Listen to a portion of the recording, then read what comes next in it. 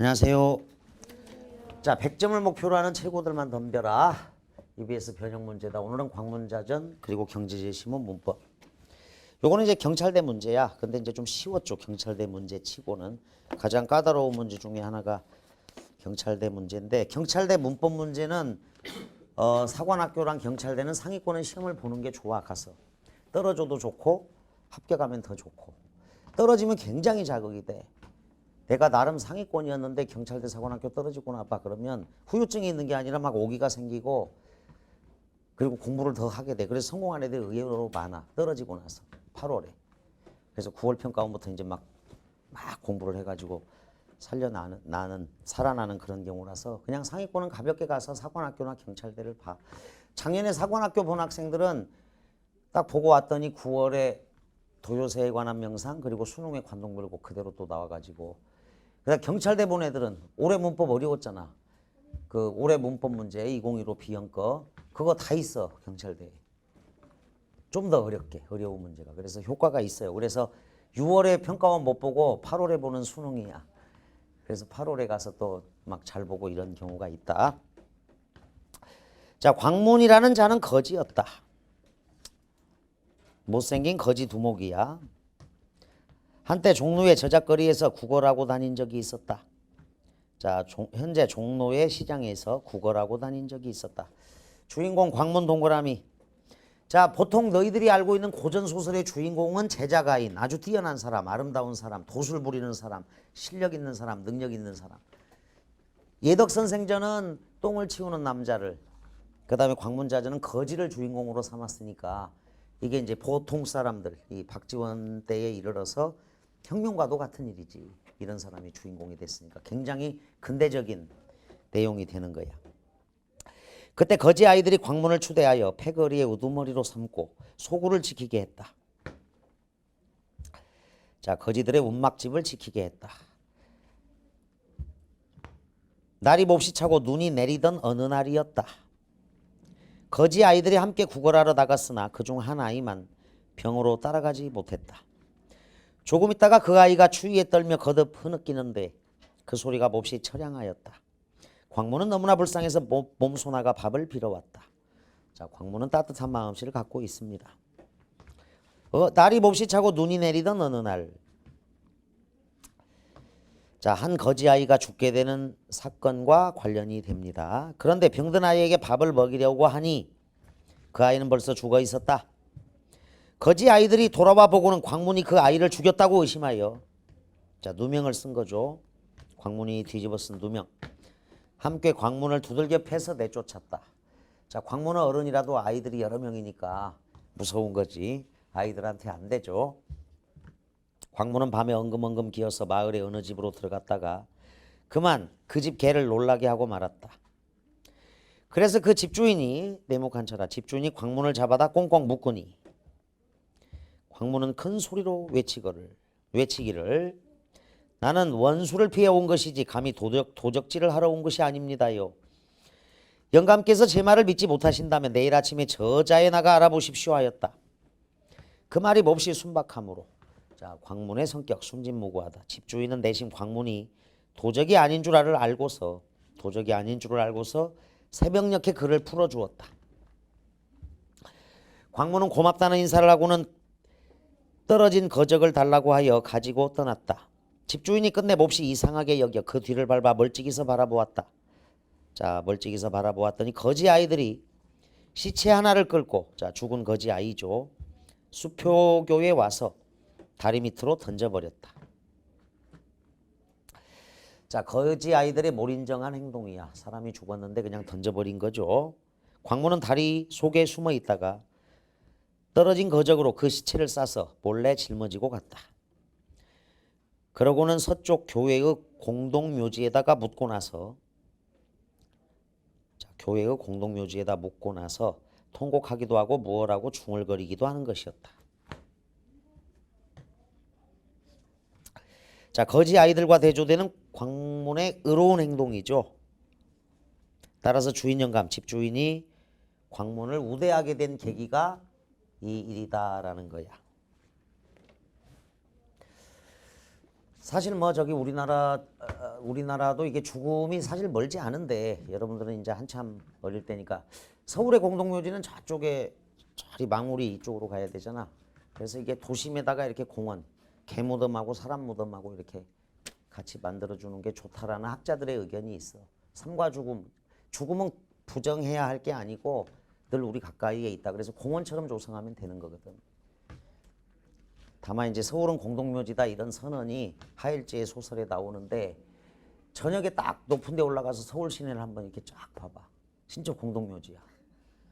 막 교회 십자가가 막 그 빨간색으로 다 꽂혀 있어가지고 야 여기 진짜 공동묘지 맞네 이런 생각이 들어. 그 하일지의 그 소설 경마장 가는 길이지.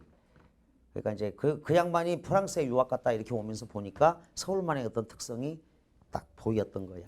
그래서 그런 서울은 공동묘지다라는 선언이 틀린 건 아닌데 무덤이 같이 있어야 돼. 삶과 죽음. 자, 이에 집주인이 광문을 붙들고 캐물으니 광문은 그제야 전에 한 일과 어제 그렇게 된 상황을 모조리 아뢰었다. 집주인은 내심 광문을 의롭게 여겨 그를 데리고 집으로 돌아와 옷을 주며 후히 대우하였다. 집주인도 좋은 사람이죠. 그리고 마침내 약국을 운영하는 어느 부자에게 광문을 천거하여 고용인으로 삼게 하였다. 자, 약국이다. 그런지 한참 지난 어느 날 약국의 부자가 대문을 나서다 말고 자꾸 뒤를 돌아보았다. 그러다가 도로 다시 방으로 들어가서 자물쇠를 찬찬히 살펴본 다음 대문을 나서 가버렸는데 자 마음속으로는 몹시 꺼림칙한 눈치였다. 광문을 의심하고 있습니다. 이 부자는. 그런데 돌아와서는 화들짝 놀라며 광문을 뚫어져라 살피면서 무슨 말을 하려다가 안색이 달라지면서 그만두었습니다. 광문이 돈을 훔쳤다고 의심하지만 자 확신이 서지 않아 말을 꺼내지 않았던 거야. 또 의심을 받은 거야. 아이들한테 첫 번째 의심을 받았고 여기 이제 돈이 없어졌으니까 부자에게 또 의심을 받습니다. 광문은 실로 무슨 영문인지 몰라 날마다 아무 말도 못하고 지냈으며 또한 감히 그만두고 떠나버리지도 못하였다. 자, 요게 이제 광문의 인물됨이 드러나고 널리 알려지는 계기가 되는 사건인데 며칠이 지나자 부자의 처조카가 돈을 가지고 와 부자에게 돌려주며 접대 제가 아저씨께 돈을 빌리러 왔다가 마침 아저씨가 안 계시기에 스스로 방에 들어가 가져갔습니다. 아마 아저씨는 모르셨을걸요? 하였다. 이놈이 문제아네. 뭘 필기라도 해놓고 가야지. 들려갑니다. 이렇게. 처족한데 이에 부자는 광문에게 몹시 부끄러워하며 사과하기를 자 정직한 광문을 의심했기 때문인데 내가 속 좁은 사람이로다. 소인이로다.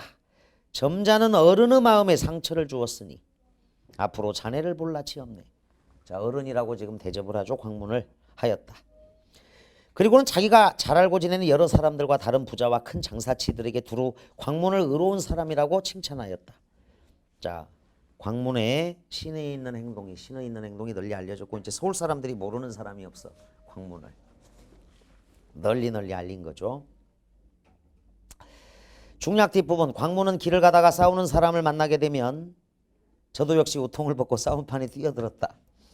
그러고는 뭐라고 시부렁대면서 허리를 굽히고 땅에 금을 그어 마치 옳고 그름을 판정하는 듯한 신용을 하니 온 저자 사람들이 다 웃어대고 싸우던 자들도 결국 웃고 말아서 다들 흩어져 가버리는 것이었다. 싸움을 말리는 장면이다. 광문은 나이 40이 넘어서도 여전히 머리를 닦고 다녔다. 자 결혼하지 않았습니다. 남들이 장가가라고 권하면 사람들은 잘생긴 얼굴을 좋아하는 법이요. 하지만 남자들만 그런 것이 아니고 여자들이라 해도 그렇소. 자 역지사지의 태도. 여자들도 잘생긴 남자를 원할 것이다. 그러니 나는 못생겨서 스스로 용모를 꾸며 보일 수도 없다고. 자 남녀가 대등하다는 인식이 바탕에 깔려 있어. 남녀가 대등하다. 작가의 선각자적인 인식이야. 남들이 집을 마련하라고 권하면 나는 부모도 형제도 처자식도 없는데 자 혈혈단신이야. 혈혈단신인데 집을 마련해서 뭘 하겠소. 더구나 나는 아침이면 소리 높여 장타량을 부르며 저자에 들어갔다가 저물면 부귀한 집 문간에서 자는데 한양 안에 가구가 자그마치 8만호라오. 8만호.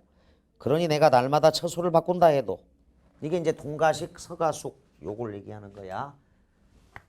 거지니까 이제 일단 이런 습관 집이 없어도 됩니다. 동가식 서가숙하고 내 평생에는 다 못 자게 된다고요 하고 사양하였다. 자, 일정한 거처가 없이 떠돌아다니며 지내는 광문의 모습이죠. 현실의 조건에 얽매이지 않고 자유분방합니다. 그리고 욕심 없는 삶을 추구합니다. 자, 문제는 첫 번째, 두 번째 문제만 별표를 쳐놔. 약간 틀렸어요. 많이 틀린 건 아니고. 윗글에 대한 설명으로 가장 적절한 것, 이원론적 세계관에 기소하고 구체적 사건을 사실적으로 서술하고 있다. 요게 이제 비현실적인 요소가 없다는 거야. 전기성이 없다. 전기성이 없다. 이게 이제 고전소설 선택지에 나오면 그래. 자, 전기성은 비현실성이야. 비현실성. 비현실성. 전기적 요소.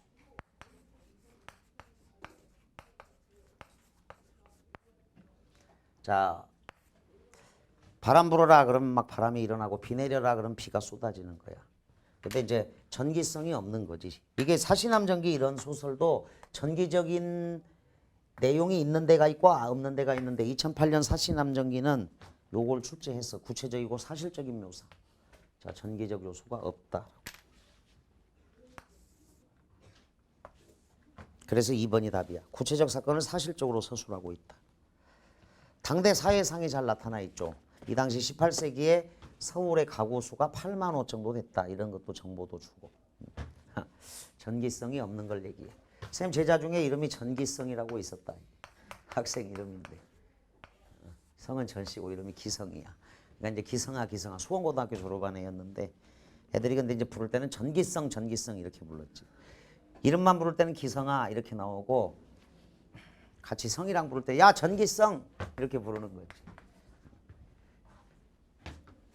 재수를 하러 왔는데 대학교 어디 갔을 것 같아? 내가 이렇게 물어보니까 애들이 큰 소리로 전기공학과요 이렇게 얘기하던데 전기공학과가 아니고 그래서 한참 웃었는데 서울대 국어교육과를 갔어. 고전소설 연구하러. 이름이 전기성이야. 그래서 잘 갔다. 전기성. 그 당시는 이제 서울대 국어교육과가 08학번쯤 돼. 면접도 있고 그랬어. 그래서 구운몽 읽었는지, 그다음 광장 읽었는지. 사범대는 면접이 있어가지고. 그런데 이제 광장 전체, 구운몽 전체 읽어도 이렇게 다 생각나는 건 아니잖아. 장편 소설이니까. 그런데 이제 수능 풀었던 거를 근거로 해서 이렇게 답변을 하고 이러면 합격이 되고 그래. 그러니까 수능을 열심히 공부한 게 크게 도움이 됐다고. 얘가 한의대도 됐는데 한의대 됐고 성균관대 법대가 됐었나? 4년 장학생이 되고 그랬었는데 하여간 국어교육과로 갔어. 이름대로 간 거야. 이름대로. 자, 2번 구체적 사건을 사실적으로 서술하고 있다. 자, 전기적인 요소가 없다. 이렇게. 예덕선 생전은 똥 치우는 사람 이야기다. 남녀 간의 애정 문제 X 진지하게 다룬다 X. 이야기 속에 다른 이야기가 서술된다. 자, 이거 액자 소설 아니죠? 운영전 이런 게 액자 소설이야. 구운몽이나 운영전이나 구운몽 이런 게 액자 소설이야.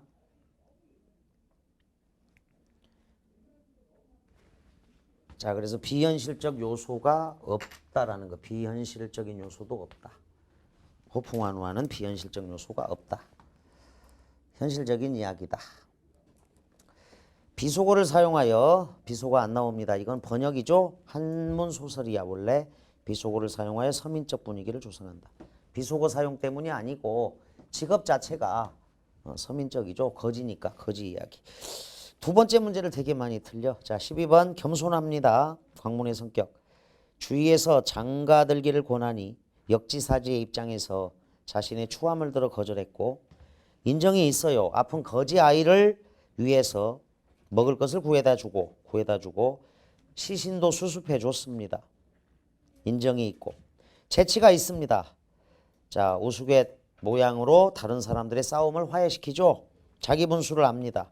장가도 들지 않고 집도 마련하지 않아요. 부지런하다. X에. 자, 거지잖아. 일단 거지한테 굉장히 부지런하다 이런 거 안 되지. 그럼 일을 해야 될 거 아니야. 품팔이 일. 조선 후기 때는 이게 날품팔이 이런 일도 있었으니까. 자, 부지런하다라는 건 알 수 없다. 예덕 선생 전에 예덕 선생이 부지런하지. 역시 부지런한 사람은 예덕 선생 이렇게 딱 정리를 해주면 돼. 13번 기억의 상황입니다. 자, 광문을 잡아다 꽁꽁 묶고 이랬죠. 광문이 거지 아이를 죽였다고 의심받고 쫓겨난 상황. 그리고 이제 개를 놀라게 함으로써 어느 집 개를 놀라게 함으로써 주인에게 또 묶이는 상황. 설상가상이죠. 자, 기억의 상황은 설상가상의 상황이다. 설상가상. 아이들한테도 쫓겨나고 무한받아서 개가 지저대니까 이제 도둑인 줄 의심받고 집주인에게도 묶였다라는 거. 대천바다 한가운데 일천석이나 실은 배에 넓은 바다 한가운데 일천석이나 실은 배에 노도 잃고 닷도 잃고 닷줄도 끊어졌고 돛대도 꺾어졌고 운전대 방향조절 키도 빠지고 바람 불어 물결치고 안개 뒤섞여 자욱한 날에 갈 길은 천리나 말리나 남아 있습니다. 사면이 검어 어둑 저못 천지정막 가로로 묶어야 돼. 천지가 정막해. 그런데 까치 노을하고 안 맞아. 이게 사설조로 길어지다 보니까 마구 들어간 건데 까치 노을은 백두파 아주 사나운 파도 거센 파도니까 천지정막하고 안 맞는 거야. 가로로 묶어. 까치 노을 떴는데 사나운 파도가 떠 있는데 자 이것만으로도 힘들죠. 그런데 수정만 난 이 해적도 좀 이상한 해적이긴 해. 해적만 난 설상가상 해적까지 있다. 도사공의 내면 비교 대상이야. 바다 한가운데서 날씨도 사납고 갈 길은 천리나 말리나 남았고 지금 배가 거의 난파 직전이죠. 그런데 해적까지 달려왔으니까 그 도서공의 내면이 어떻겠느냐. 1번 답 설상가상이다. 자 2번 시조가 올해 EBS 수능특강 AB 공통으로 있어요. 낯가라 허리에 차고 도끼 가라 벼려는 날카롭게 갈다. 도끼 벼려 둘러매고 무림산중 들어가서 삭다리 마른 섭은 지푸라기라고 알고 있지 말고 땔감으로 알고 있어야 돼. 여기는 지푸라기가 없는 산이야. 산에서 나무를 하는 거야. 삭다리 마른 땔감을 비거니 버이거니 베고 자르고 지게에 걸머 지팡이 받쳐놓고 새암을 찾아가서 점심 도시락을 부시고 자 부시고는 파괴시킨 게 아니에요. 점심 도시락을 비우고 이런 뜻이야. 점심 도시락을 비우고 곤방대를 톡톡 들어 입담배 피어 물고 자 이게 이제 풍류가 있다. 입담배 피어 물고 콧노래로 졸다가 자 농촌의 바쁜 일상 속에서 느끼는 여유로움이 있어. 입담배 피어 물고 콧노래로 졸다가 3. 개를 열아문이나 기르되 요 개같이 얄미울까? 미운님 오게 되면 꼬리를 회회 치며 취띠락 날이 뛰락 반겨서 내달리고 뛰어 올랐다가 내리 올랐다가 자 미운님인데 고님이 오면은 뒷발을 버둥버둥 무르락 나으락 캉캉 짖어 돌아가게 한다. 이 도리암키 얄미운 개의 행동. 자 이 종장은 그거죠. 신밥이 그릇그릇 난들 너 먹일 줄이 시랴. 개새끼야 밥 안 줘 이런 뜻인데 자 요거는 서경별곡이다. 3번은 서경별곡처럼 제3자에게 화풀이하고 있는 거야. 이런 개가 어딨어. 자 개한테 화풀이하고 있는 거야. 종로에서 뺨 맞고 한강에서 눈을 기다. 얄미운 개의 행동을 해학적으로 묘사했다. 임에 대한 연모예정을 해학적으로 묘사한 것이고 참고로 서경별곡 이렇게 적어. 서경별곡과 유사하다. 종로에서 뺨 맞고 한강에서 눈을 기듯이 개한테 화풀이를 하고 있다 지금. 개는 보통 주인 따라 주인하고 친한 사람은 개도 같이 친하고 주인하고 사이가 나쁘면 개도 지저대고 이러는 게 정상이잖아. 이런 개라면 밥 안 주죠. 이 여자가 갖고 있는 유일한 무기. 밥 안 줘. 자 3번 해학적이죠. 의성어 의태어 상징어가 현실감을 준다.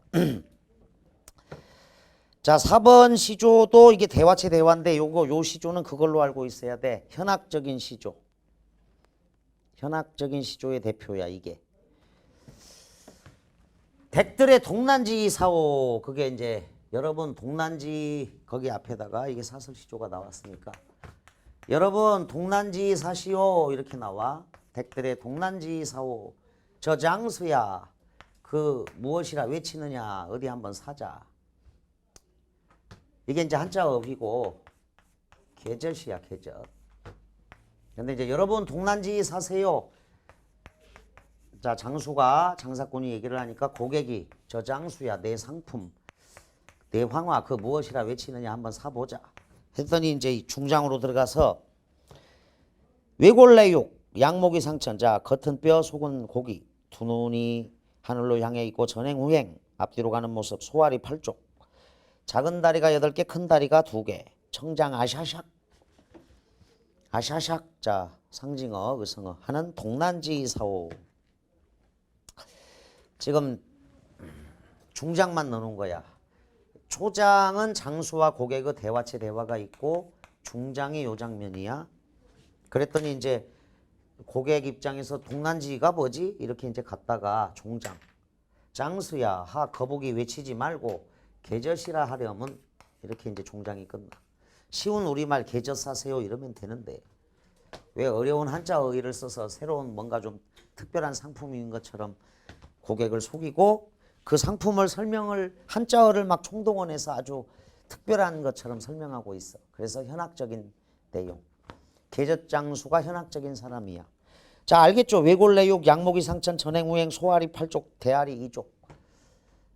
어려운 한자어휘를 다열한 다음에 한자어를 사용하여 잘난 척해. 근데 이제 청장 아샤샥 하는 동난지 사오. 쉬운 우리말 있어 계젓. 그래서 장수의 허장성세 풍자 뭐 이것도 들어있고 허장성세 풍자도 있고 이 사람이 지금 굉장히 현학적 태도를 보이고 있다. 학식의 두드러짐을 자랑하며 뽐내다. 현학적인 작품은 한림별곡 이렇게 알아두고 이건 이제 대화체 대화야. 그래서 초장은 장수와 고객, 중장은 장수, 다시 종장은 고객만 대화를 해. 장수야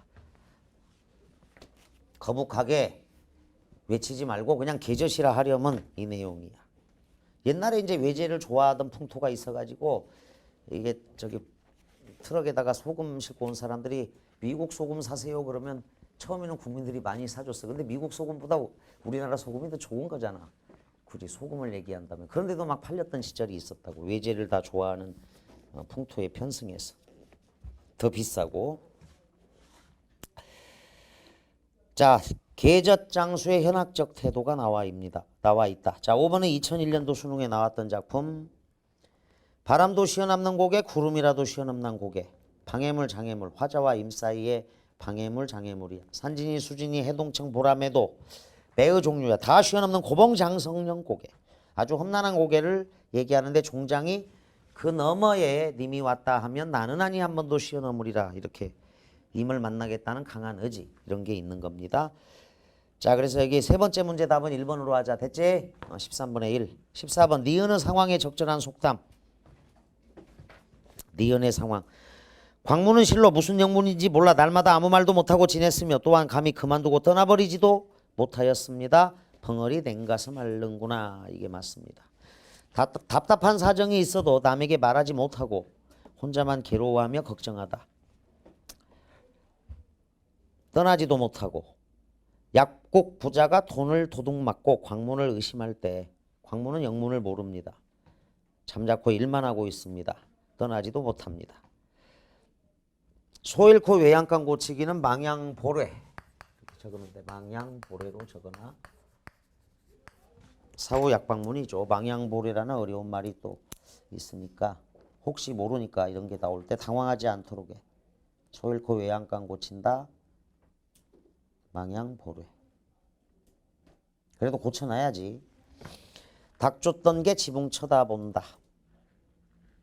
애써하던 일이 실패로 돌아가서 어찌할 도리가 없다. 하룻강아지 법문서운 줄 모른다. 철없이 함부로 덤빈다. 사흘 굶어 남의 담 넘지 않는 놈 없는 거야. 아주 착한 사람이라도 몹시 궁하게 되면 가난하게 되면 도둑질을 한다. 못할 짓이 없다. 이런 의미로 1번. 자 마지막 다섯 번째 문제. 디귿에서 광문과 싸우는 자들의 표정을 떠올릴 때 가장 적절한 것끼리 연결한 것은. 광문. 짐짓. 심각한 표정. 짐짓. 짐짓은 일부러 억지로. 짐짓은 진짜에 참된. 짐짓. 다시 진짜에 참된. 고전소설에 나와 이런 것도. 짐짓은 일부러 억지로 구별합니다.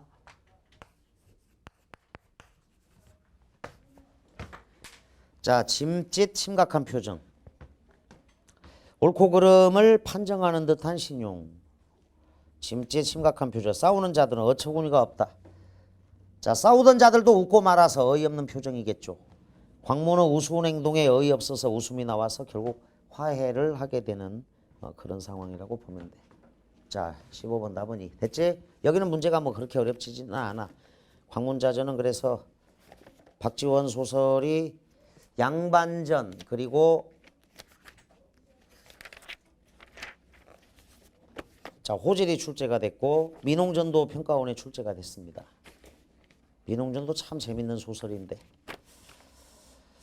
자, 그 다음 독서 비문학을 가보자. 그래프가 있는 두 번째, 세 번째 문제가 좀 많이 틀렸던 그런 형국이긴 하다. 독서 비문학 보자.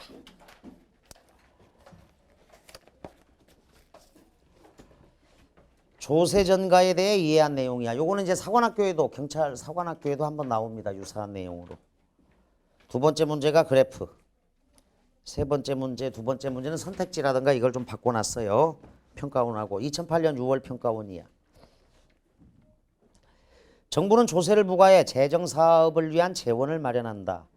그런데 조세 정책의 원인 중 하나가 공평과세, 즉 조세 부담의 공평한 분배이기 때문에 누구에게 얼마의 조세를 부과할 것인가는 매우 중요하다. 정부는 특정 조세에 대한 납부자를 결정하게 되면 조세법을 통해 납부 의무를 지운다. 그러나 실제로는 납부자의 조세 부담이 타인에게 전가되는 현상이 흔히 발생하는데 이를 조세 전가라고 합니다. 조세 전가 현상. 조세 전가의 개념이 나왔어. 자, 전체 조세 전가의 개념. 그리고 이제 정보 전달의 글이야. 자, 조세가 정부가 볼펜의 자루당 100원의 물품세를 생산자에게 부과했을 때 생산자에게 부과하는 경우가 있고, 그러면 이제 조세 전가가 소비자 쪽으로 가죠. 소비자에게 부과하는 경우가 있어. 정부가 볼펜의 자루당 100원의 물품세를 생산자에게 부과한다고 하자. 세금 부과 전에 자루당 1,500원의 100만 자루가 거래되고 있었다면 생산자는 총 1억 원의 세금을 납부해야 할 것이다. 이로 인해 손실을 입게 될 생산자는 1,500원, 1,500원이라는 가격에 불만을 갖게 되므로 가격을 100원 더 올리려고 한다. 생산자가 불만을 갖게 되면 가격이 상승하기 시작한다. 그러나 세목골초, 그러나 가격이 한없이 올라가는 것은 아니다. 100원을 다 소비자들에게 전가할 수는 없죠. 소비자가 세금을 다 물어야 된다면 안 살 거야 아마. 가격 상승으로 생산자의 불만이 누그러지지만 반대로 소비자의 불만도 증가하기 때문에 그래. 소비자의 불만이 증가하면 어떻게 되는 거냐면, 자, 거기 세 번째 문제 18번 잠깐 가봐. 거기 세 번째 문제 보면 커피 가격이 오르면 커피 구입을 쉽게 줄여버릴 수도 있어. 또 바나나 가격이 오르면 곧바로 오렌지를 구매할 수도 있는 거야. 그러니까 이 회사의 볼펜을 안 사는 거지. 다른 회사 볼펜을 사거나 이렇게, 또는 볼펜으로 안 쓰고 연필을 살 수도 있을 거고 사인펜을 살 수도 있을 거고 다른 방법이 있겠죠. 그래서 결국 네모칸 빗금쳐. 자, 그러나 이하가 중요하다 쭉. 결국 시장의 가격 조정 과정을 통해 양측의 상반된 힘이 균형을 이루는 지점에 이르게 되며 1,500원에서 1,600원 사이에서 새로운 가격이 형성되는 것입니다. 즉 이꼴관계. 자, 이런 문장도 놓치면 안 돼. 자, 즉 이렇게 해줘. 곧 즉 다시 말하자면 이른바 이를테면 부연상술이지만 독해시 쉽게 이해할 수 있는 필수 정보는 여기에 있어. 즉 생산자는 법적 납부자로서 모든 세금을 납부하겠지만 자, 두 번째 문제 2번 선택지 그래프 문제. 자, 17번에 2번 봐. 조세 부과 후 생산자는 A를 자루당 조세액으로 납부한다. 요리 가서 초태화된 거야. 조세 전가가 일어나더라도 법적 납부자가 누구야? 생산자가 되겠지. 그래서 거기다가 써. 조세 부과 후 생산자는 A를 자루당 조세액으로 납부한다에다가 적어. 법적 납부자 이렇게. 법적인 납부자. 가격이 상승하기 때문에 자루당 실제 부담하는 세금을 그만큼 줄이게 되는 셈이죠. 반면에 소비자는 더 높은 가격을 지불하게 되므로 가격이 상승한 만큼 세금을 부담하는 셈이 되는 것입니다. 자, 소비자에게 조세 전가가 일어난 거야. 소비자에게 조세 전가가 일어난 거지. 이제 정부가 소비자에게 부과할 경우 어떻게 될까? 소비자에게 부과한다면 한편 3문단 조세 전가가 한 방향으로만 발생하는 것은 아니다. 동일한 세금을 소비자에게 부과한다고 하자 소비자는 자루당 1,500원을 생산자에게 지불해야 하므로 실제로는 1,600원을 지출해야 합니다. 이에 대해 소비자는 불만을 가질 수밖에 없죠. 소비자의 불만이 시장에 반영되면 시장의 가격 조정 기능이 또 작동하죠. 가격이 하락하게 되며 최종적으로 소비자는 가격 하락폭만큼 세금 부담을 덜 수 있게 됩니다. 즉 정부가 소비자에게 세금을 부과한다 해도 생산자에게 일정 부분 조세가 전가되죠. 16번에 1번 그 첫 번째 문제 1번 조세 전가가 발생하면 시장의 가격 조정 기능이 상실된다. X에 시장의 가격 조정 기능이 결국 발동되죠. 자, 마지막 4문단 가자. 그렇다면 4문단. 자, 그렇다면 네모칸 빗금치고 그렇다면 쭉 밑줄 그어. 그렇다면 양측의 실제 부담 비중은 어떻게 결정될까? 이는 소비자나 생산자가 제품 가격의 변화에 밑줄 어떤 반응을 보이는가에 따라 달라진다까지. 그렇다면부터 쭉 밑줄 긋고 뒷받침 사례가 나와. 예를 들어 따라서 16번 답을 5로 가자. 자, 첫 번째 문제 정답 5. 소비자나 생산자가 제품 가격의 변화에 어떤 반응을 보이는가에 따라 조세 부담 비중이 달라지죠. 보이는 반응에 따라서. 예를 들어 가격 변화에도 불구하고 소비자가 구입량을 크게 바꾸지 못하는 경우 어느 측에 세금을 부과하든 소비자가 더 많은 세금을 부담하게 됩니다. 자, IMF가 와도 소비자가 구입량을 크게 바꾸지 못하는 경우는 분유 이런 거야. 분유. 라면은 오히려 더 늘어나죠. 자, 우리나라 분유는 지금 우리나라 산부인과도 잘 안 되고 분유 회사도 아주 힘들고 신생아들이 없어서 출산율이 너무 낮아서. 근데 이제 중국 쪽으로 많이 진출이 돼서 중국에서 막 중국 애들은 막 분유에다 막 이상한 거 넣고 이러잖아. 그래가지고 막 사형당하고 이러잖아. 음식 못 믿을 게 중국 음식인데. 자, 거기 소비자가 더 많은 세금을 부담하게 된다. 이런 게 더 많죠. 소비자가 더 많은 세금을 부담해. 특히 주유소가 가장 심각하지. 주유소가 막 저쪽 중동 지역에 뭐 전쟁 하나 일어나면 한 달 전에 사온 석유인데도 막 갑자기 확 올려버리잖아. 근데 지금 계속 떨어져도 막 내릴 때는 막 천천히 내리잖아. 천천히. 많이 안 내리고 또 금방 또 올려요. 올릴 때는 금방 올리고 내릴 때는 아주 천천히. 생산자에게 세금을 부과할 때에는 가격 상승 요구가 더욱 강하게 반영되어 새로운 가격은 원래보다 훨씬 높은 수준에서 형성될 것이다.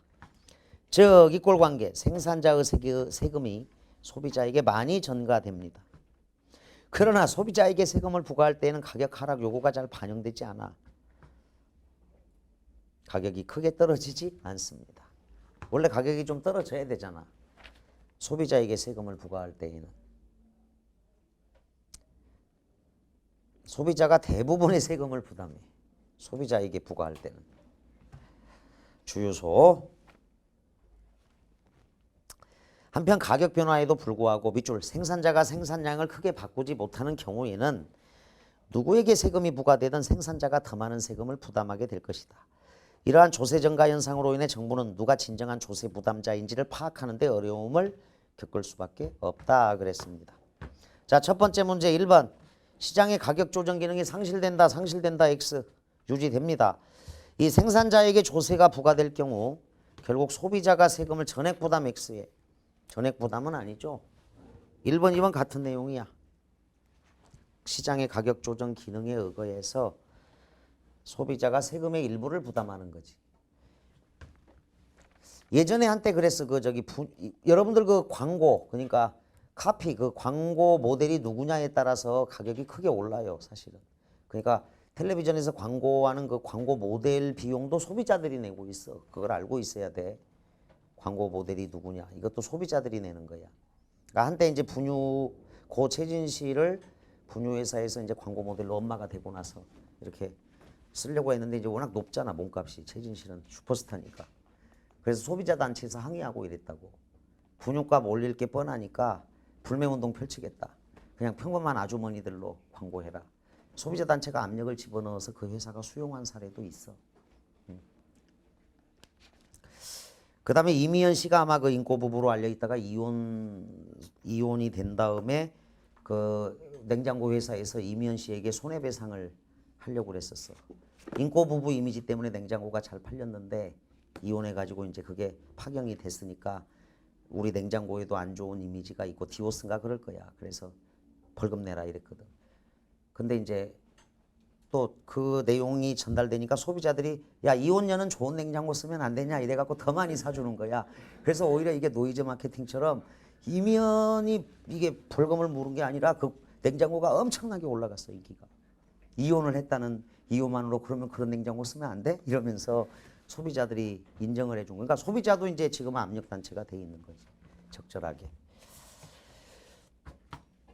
자, 그 다음 3번 조세증가가 발생하면 그에 따라 물품세의 단위당 조세액이 달라진다. X에 그대로 100원이죠. 요거는 지금 제시문대로 따라가면 일단 자, 물품세의 단위당 조세액이 달라진다라는 건 없어. 똑같은 100원일 때를 예로 들어서 설명하고 있다.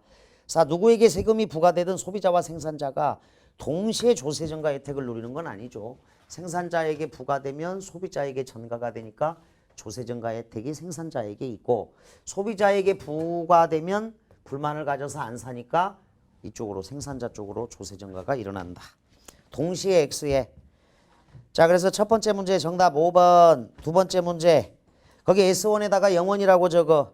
S2에다 100원이라고 적고 자, 17번 A를 보기와 같이 그래프로 그렸다. 이를 이해한 내용으로 적절하지 않은 것 그랬어. 조세 부과 후 소비자는 피를 자루당 가격으로 지불합니다. 자, 1550원이라고 편의당 생각해. 편의상 피에다가 1550원.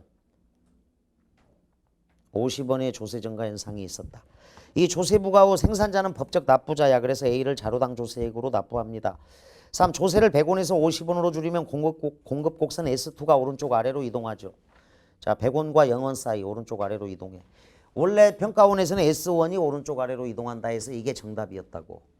근데 S2가 오른쪽 아래로 이동합니다. 자, 그래서 선생님이 선택지를 약간 바꿨어. 4. 소비자의 자루당 세금 부담액은 P에서 1,500원을 뺀 금액. 예를 들면 한 50원 정도. P에서 1,500원을 뺀 금액이 소비자의 자루당 세금 부담액인데 1,600원에서 자, P를 뺐다 X를 해.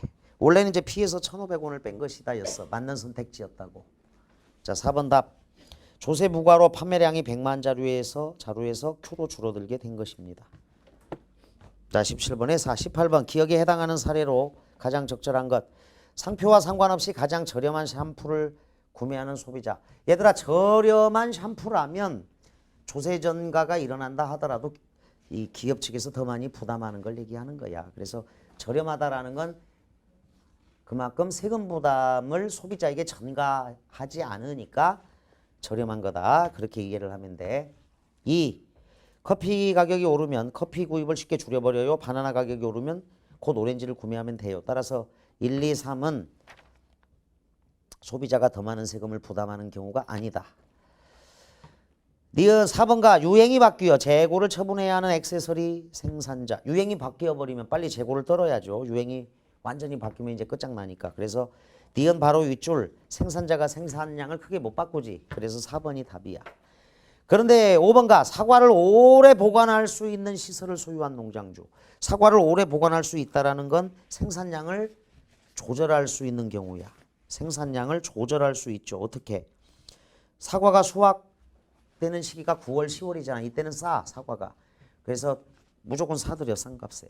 그리고 지금 사과 생산 안 되지. 가을까지 기다려야 되지. 사과값이 오를 거 아니야. 그러면 이제 그때 공급량을 좀 늘릴 수가 있죠. 오래 보관할 수 있는 시설을 소유한 농장주라면 이건 생산량을 바꿀 수 있는 경우에 해당되니까, 자, 원래는 이게 이제 5번 선택지였는데 4번하고 바꿨습니다. 그래서 세 번째 문제 18번 답 4로 하자. 됐지? 18번 답 4로 해야겠다.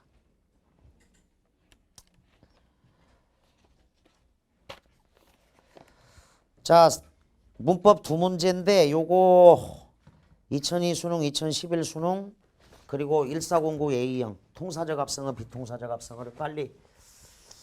2002 수능 문제인데 이거를 이렇게 많이 틀리면 안 된다. 거기 그 2002 수능 24번의 덧밥은 합성어야, 합성어. 얘들아 이제 명사구가 있고, 명사구가 있고, 통사적 합성어가 있고,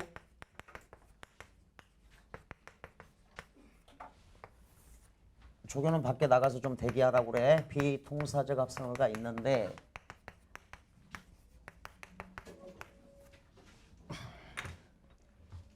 요게 2002년도도 어려웠고 2011년도에 진짜 장난 아니게 어려웠어. 그리고 이제 작년 1409 A형 문법 문제로 나와. 이게 이제 가장 최고 난도. 달리는 차 이런 명사로 끝나면 명사를 수식하면 명사구야. 뒤지는 쥐. 명사구지. 뒤지는 쥐. 대문이 작은 집.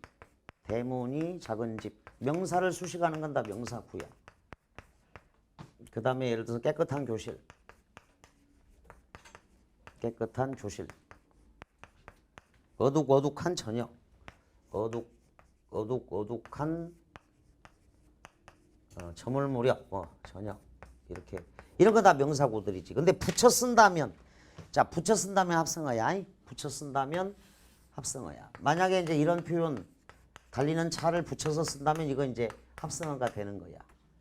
뒤지는 쥐. 이렇게 붙여 쓴다면 합성어가 되는데 이제 지금 이렇게 붙여 쓰지는 않죠.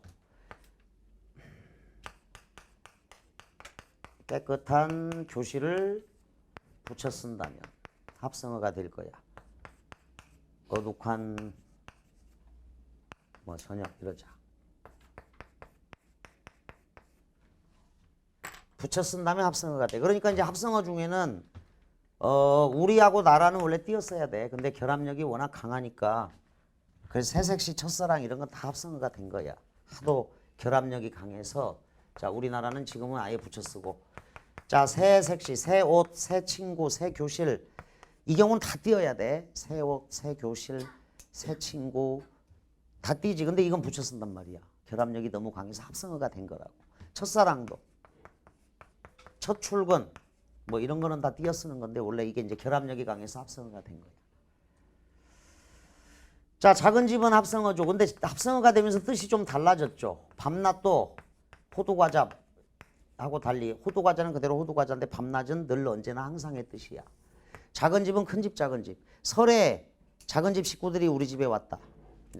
이렇게 이제 된다면 원래는 늦은 더위, 늦은 잠 이래야 돼. 근데 늦잠, 늦더위라고 하니까 이게 비통사적 합성어가 되는 거야. 우리말 문장대로 간다면 작은 집처럼 늦은 잠, 늦은 더위. 자, 오늘 낮에 나는 김치볶음밥을 먹을 것이다. 오징어 볶음밥을 먹을 것이다. 요렇게 간다면 이제 덮은 밥이 돼야 되는데, 덮은 밥이 돼야 되는데 덮밥이라고 하거든. 이게 이제 돈불이라는 2002 수능에 의거하면 돈불이라는 일본말, 벤또 이런 말 쓰지 말자는 거야. 그래서 강력한 동기에 의거해서 비통사적 합성어가 만들어진 거야. 자, 먹거리, 먹을거리. 야, 원래는 먹다 어간에 명사, 의존명사가 올 수가 없어. 늦잠, 늦더위도 작은. 자, 그러니까 이게 얼마나 늦잠, 늦더위, 덮밥, 먹거리 이게 얼마나 어색한 말이냐면 봐봐. 김치볶밥 주세요. 오징어 볶밥 주세요. 이게 자연스러워야 되거든. 근데 김치볶음밥, 오징어 볶음밥만 되잖아. 이번 설에 우리 작집 식구들이 왔다. 너 어디 가니? 큰 집에 간다가 아니라 큰 집에 간다. 작집 식구들이 왔다. 그러니까 이거 굉장히 어색한 건데 쓴단 말이야 우리가 비통사적 합성. 그러니까 작집이라고 안 해. 작은 집이라고 해야 된다고. 볶밥이라고 안 한다고. 볶음밥이라고 해. 근데 덮밥이라고 쓰거든 우리가. 자 만약에 달리차가 있다면 이건 비통사적 합성어야. 말도 안 되지 달리차. 그런데 놀랍게도 뒤지지가 말이 안 되는데 뒤지지가 두더지거든. 근데 15세기에는 비통사적 합성어였어. 두더지라고 오늘날 단일어처럼 여겨지지만 사실은 뒤주지의 뜻이야. 두더지가. 그래서 예전에 15세기 당시는 비통사적 합성어야. 요게 2011년에 나온 거야. 자 그러니까 예를 들어서 몰래 찍은 카메라, 몰래 설치한 카메라 이게 정답인데 정확한 거야. 몰래 카메라가 있어. 말도 안 돼. 자 너희들 몰래를 용원 수식하는데 몰래 도망갔다, 몰래 사라졌다, 몰래 숨었다, 몰래 잤다 이래야 되거든. 그러니까 몰래 찍었다, 몰래 설치했다 이게 맞는데 몰래 친구, 몰래 교실, 몰래 책 이거 말이 안 되잖아. 그래서 몰래 카메라는 굉장히 어색한 거야. 이슬비는 통사적 합성어지. 근데 부슬비는 부슬부슬 내리는 비 이런 뜻이라서 부슬부슬 내리는 비. 이게 부슬비는 비통사적 합성어라고. 이슬비는 통사적 합성어인데 명사 부슬부슬 내리는 비. 척척 아는 박사야. 척척 박사도 비통사적 합성어야. 산들바람도 산들 부는 바람. 자 돌다 가다가 합성어 되면 돌아가다 이렇게 되는 거예요. 돌아가다. 연결 의미가 있어. 돌아가다. 근데 오르내리다 써버리거든. 연결 의미가 없이 오르고 내리다를 오르내리다. 검푸르다, 높푸르다, 높고 푸르다인데 연결 의미 생략하고 이런 게 비통사적 합성어야. 그래서 스캔하다가 2011년에 좀 어려운 말이니까 스캔하다를 일거갈무리하다.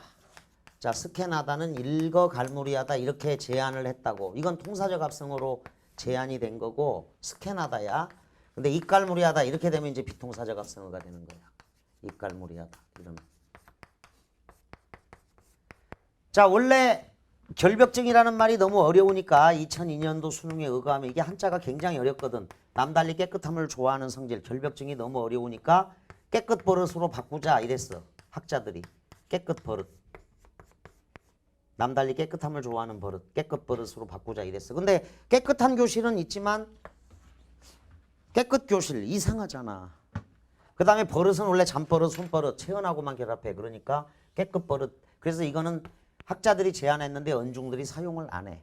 깨끗 버릇이라는 말을 쓴다면 깨끗하다에서 하다를 없애버리고 버릇이잖아. 그래서 비통사적 합성어인 거야. 근데 이렇게 쓰이는 게 어둑새벽이야. 원래 어둑한 저녁, 어둑한 새벽 이래야 되는데 어둑하다에서 하다 날리고 어둑새벽. 스파게티도 이건 있는 거야. 스파게티도 부드럽다 국수, 부드럽 국수. 새콤달콤하다, 새콤달콤 국수. 이렇게 바꾸자고 제안이 있었다. 자, 그래서 너희들이 알아둬야 될 게 이런 게 비통사적 합성어야. 오르내리다, 높푸르다, 몰래카메라, 덮밥, 늦잠, 먹거리. 뒤지는 뒤지지가 있다면 요건 이제 비통사적 합성어야. 여기 앞에다가 이렇게 하는 건 안 쓰는 걸 얘기한다. 비문이야. 필기 잘해놔. 그래서 자 거기 문법 바다 막다는 하나의 어근으로 되어 있으니 단일어 맞아요. 자 19번에 받고 밤낮은 밤이라는 어근과 낮이라는 어근이 결합된 합성어. 동생은 밤낮 놀기만 한다. 자 밤낮에다가 이렇게 적어야 돼. 늘 언제나 항상의 뜻이야. 밤낮의 뜻을 정확히 알아도 늘 언제나 항상의 뜻이라고. 웃음은 동사 어근 우세 전미사 의미부터 명사가 된 파생어. 견눈질은 자 요리 간 녀석들이 가장 많아. 손들어 사로 간 녀석들 굉장히 많은데 오늘은 가서 엄마 곁에서 자. 엄마 곁에 누워도 생각이 난다. 엄마 곁에. 곁은 옆이야. 옆. 명사야. 그러니까 견눈은 합성어지. 써나 엄마 곁에서 잔다. 합성어. 견눈질. 질이 파생어죠. 회덮밥은 합성어 덮밥의 새로운 어근 회가 결합된 합성어입니다. 됐어? 5번 답.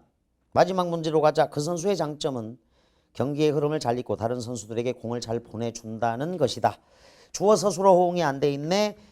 자 1503 B형 13번에도 나왔는데 그것이 요즘 학생들에게 많이 읽히고 있는 책이다. 읽혀지고 이중피동.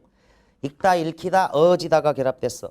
어머니께서 공부하는 나에게 간식으로 사과 1개와 귤 1개 총 2개를 주셨다. 또는 사과 1개와 귤 2개를 주셨다. 중의적 해석이니까 사과 1개와 귤 2개를 주셨다라고 하든 사과와 귤 각각 하나씩 총 2개를 주셨다.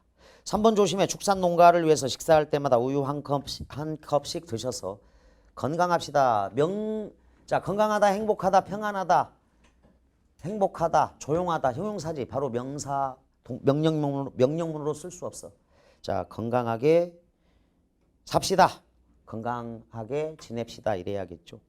동아리에 가입하기 위해서는 반드시 직접 손으로 쓴 작품을 제출해야 한다. 절대로. 자, 부정서술어와 호응하죠. 무엇보다 중요한 것은 밑줄 인간이 문명의 이기를 자신을 위하여 슬기롭게 사용해야 한다는 점이다. 주어서술어 호응은 5번이 됩니다. 자, 반드시 풀고 수업을 들어야 하고 어려운 문제, 애매한 문제는 반드시 복습을 해주기 바랍니다. 자, 7페이지에 있는 실전 문제 꼭 시간 재서 제대로 해오기 바랍니다. 자, 그래야 1등급은 기본 100점으로 간다. 오랜 시간 고생 많았습니다. 감사합니다.